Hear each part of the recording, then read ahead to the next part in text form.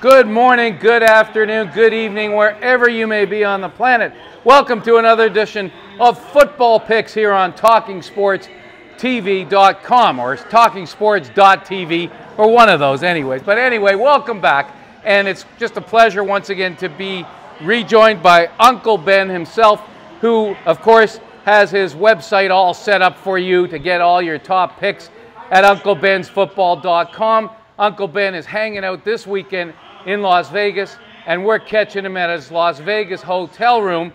And also I'm delighted right now to be rejoined by handsome Howard Kamin, who was in Las Vegas last week and who is back at his own bar here at Charlie Fitz Whiskey's in Vaughan, Ontario. And you gotta come out and check it out one of these days and say hi when you're here, because we'll take care of you when you are. Handsome Howard, welcome back first of all. Thank you very much, Marty. Glad to be back here. You had some fun times, I know, in Las Vegas. Anything you can share with the public? Well, Ben will attest to this. I mean, there's probably no better time to be down in Vegas than right now. You got the Major League Baseball playoffs. You got NHL starting. You've got, obviously, the NFL and college football in full gear. There's even NBA preseason to bet on. But one story that I must say was I was talking to one of the sportsbook tellers there at Caesars Palace the night of Monday Night Football when Atlanta was playing the Jets.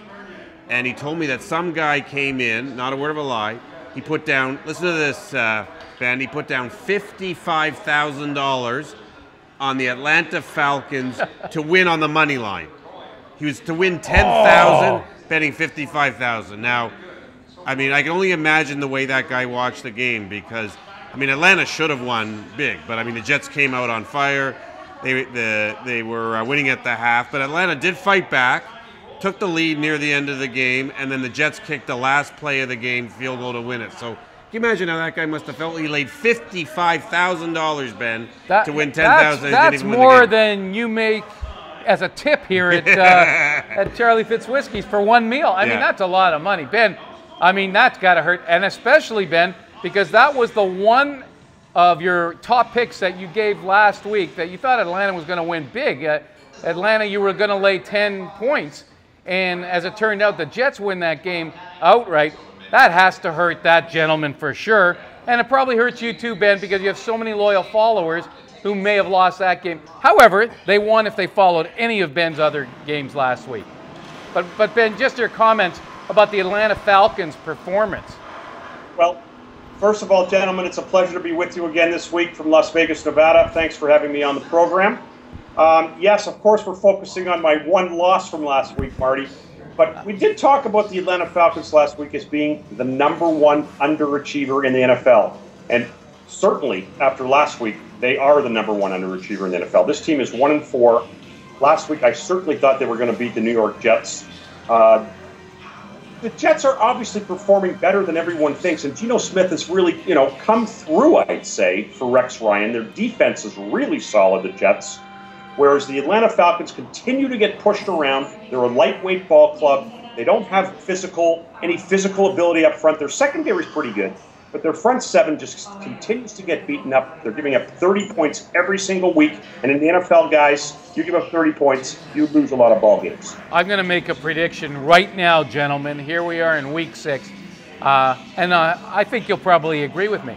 Obviously, the way the Falcons are, and Ben hit it on the head last week, Howard, right here on Football Picks. He said that Atlanta is underachieving, as you just mentioned now, and he said they were the biggest underachiever in the NFL.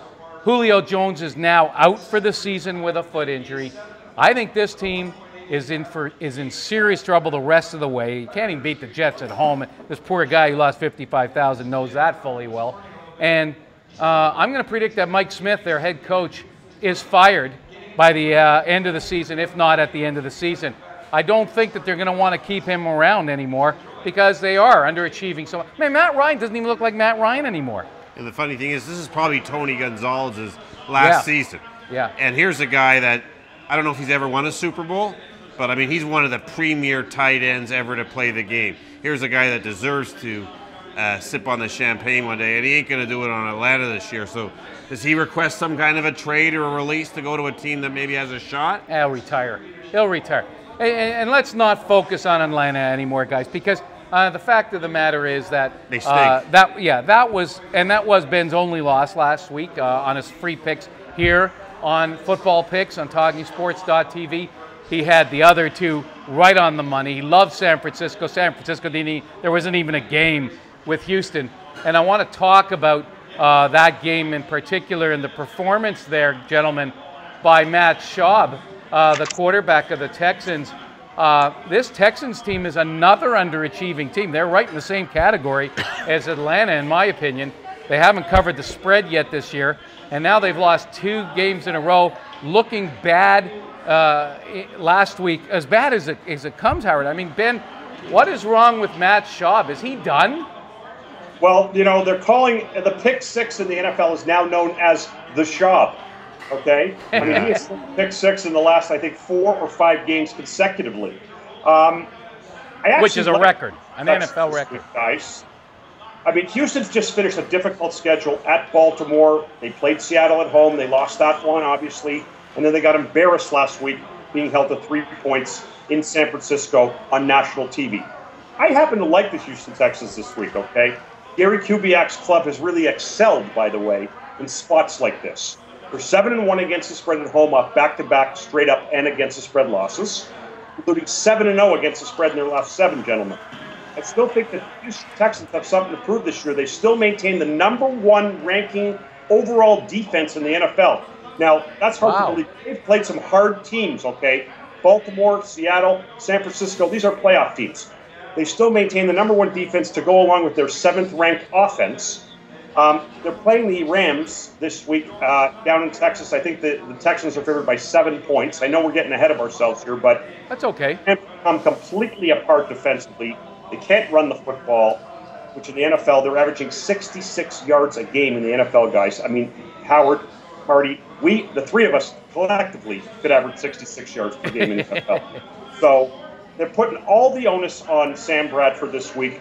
They're one-dimensional. They're easy to defend. When you become one-dimensional in the NFL, you become way easier to defend.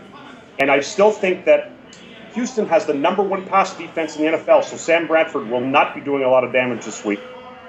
I just think they're going to simplify their game plan, the Houston Texans, this week.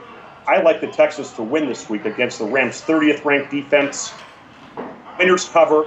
I like the Texans to bounce back big this week, guys. All right, there you go. There's Uncle Ben. He's giving you a freebie right away. He's saying take the Houston Texans and give up the 7 points. Howard, I got to get your thoughts on this game and also on Matt Schaub. I as well. I put a wager in on San Francisco down in Vegas. I like them a lot. I see Houston as a team definitely on the downturn. The way they blew the game the week before against Seattle shows you they've got something missing, and I'm not gonna put any confidence in that team anymore. I think they're a team that looks deflated. I mean, they didn't even show up for the second half last week against San Francisco. They look like a team that was knocked out in a heavyweight battle, and not a team that I like to bet on from here on out. Houston, I think they're a done team. All right, so you would take St. Louis plus the 7? I wouldn't take St. Louis. No. I wouldn't bet St. Louis with your money, but you wouldn't touch the game. I wouldn't touch the game. All it's right. not one of the games. All right, but there you go from Uncle Ben, who's got. By the way, Uncle Ben is 8-2 on his free picks on his site this season. If you went to UncleBen'sFootball.com at the beginning of this year and you took his freebies, just as little giveaway presents to you, you're 8-2 on both the NFL and the NCAA. We're going to get to Ben's top picks as well, obviously, for this coming weekend, both in the NFL and in the NCAA. If you can't wait a minute, go to UncleBen'sFootball.com and you can check it out. It's already there, folks. But we're going to take a little break. And when we return, a little more football picks. Don't go away.